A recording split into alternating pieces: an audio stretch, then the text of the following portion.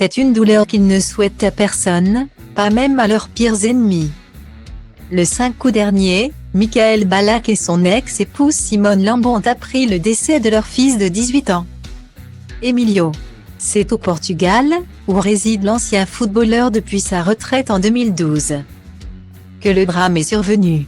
Les premières informations révélées dans la presse avaient évoqué un accident de quad, laissant supposer que le jeune homme avait été renversé par un conducteur. Mais plusieurs jours après l'accident, les circonstances du drame viennent d'être précisées. Le Daily Mail révèle ainsi que ce soir-là, le fils de l'ancienne star de Chelsea voulait ramener une jeune femme chez elle sur son quad. Il lui aurait ainsi demandé d'attendre dans son jardin, le temps qu'il aille chercher l'engin. Sauf qu'en tentant de reculer avec ce dernier, il aurait perdu le contrôle du véhicule. Selon des témoins, les roues avant auraient décollé du sol et Emilio serait tombé à la renverse dans une pente. Résultat, le quad, qui pesait plus de 200 kg, lui serait tombé dessus.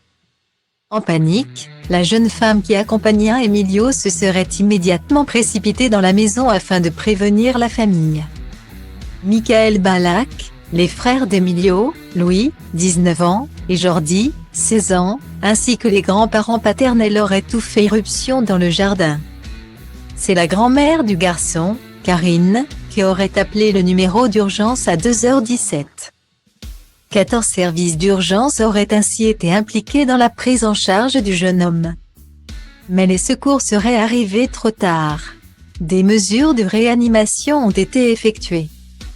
Mais le médecin n'a pas pu le sauver. Le corps a été emmené à l'Institut national de médecine légale de Santiago do Cacém pour une autopsie, a révélé une source au magazine britannique. Promis à un bel avenir, Emilio Ballack était fraîchement diplômé de la Munich International School de Starnberg.